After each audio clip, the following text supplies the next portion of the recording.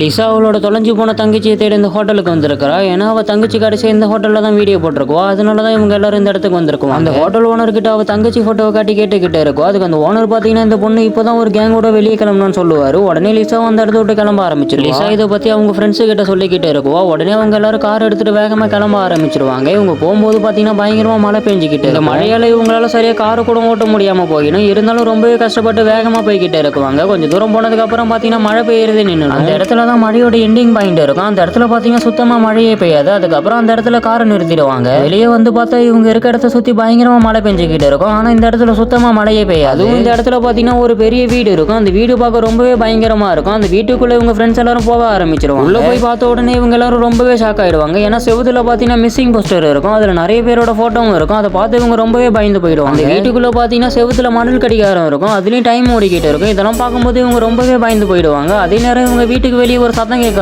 வெளியே போய் பார்த்தா அடையாளமே தெரியாத ஒரு ஆள் கார்ல இருந்து கீழே இறங்குவாரு. உடனே அவங்க ஃப்ரெண்ட்ஸ் எல்லாரும் அந்த வீட்டுக்குள்ள போயிட்டு ஒளிய ஆரம்பிச்சிருவாங்க. அந்த அடையாளம் தெரியாத ஆளு பார்த்தீங்கன்னா ஒரு மாஸ்க் போட்டுட்டு வீட்டுக்குள்ள வந்திருக்கும். அவன் வந்த உடனே அங்க இருக்க ஒரு பையனை கொண்டு போட்டுடுவான். அதை பார்த்து மற்றவங்க எல்லாரும் ஓடி போய் ஒளிஞ்சுக்குவாங்க. அடுத்து அவங்க கேங்ல ஒரு பொண்ணையும் அதே இடத்துல கொண்டு போட்டுடுவான். மீதி 3 பேர் தான் இருக்குவாங்க. இவங்க 3 பேரும் வீட்டுக்குள்ள போயிட்டு ஒரு இடத்துல ஒளிய ஆரம்பிச்சிருவாங்க. இவங்க இருக்க இடத்துக்கு அந்த ஆளு வந்துகிட்டே இருக்கும். இவங்க கேங்ல இருக்க ஒரு பையனை பார்த்தீங்கன்னா சேர் எடுத்துட்டு போயிட்டு பின்னாடி அடிச்சிருவான். அந்த ஆளு பார்த்தீங்கன்னா அந்த பையனை அதே இடத்துல கொண்டு போட்டுடுவான். இதை பார்த்து லிசா உடனே வெளியே போக ஆரம்பிச்சிருவா. வெளியே பார்த்தீங்கன்னா இவ தங்கச்சி உருவத்தில் ஒரு பொண்ணு நின்றுகிட்டே இருக்கும். அந்த பொண்ணு கிட்ட லிசா போய்கிட்டே இருக்கும். அந்த ஆளு லிசாவை பின்னாடி வந்து குத்திடுவான். லிசாவும் அதே இடத்துல இறந்து போயிடும். அதே நேரம் அந்த வீட்டில் இருக்க மணல் கடிகாரத்தில் பார்த்தீங்கன்னா டைம் முடிய ஆரம்பிச்சிடும். அதுக்கப்புறம் இவங்க லைஃப் மறுபடியும் ரீசெட் ஆக ஆரம்பிச்சிடும். இவங்க ஃப்ரெண்ட்ஸ் எல்லாரும் மறுபடியும் அந்த வீட்டுக்குள்ள வர ஆரம்பிச்சிருவாங்க. இந்த தடவை அந்த மாஸ்க் போட்ட மனுஷனை பார்த்தீங்கன்னா இவங்க எல்லாரும் சேர்ந்து கொண்டுடுவாங்க.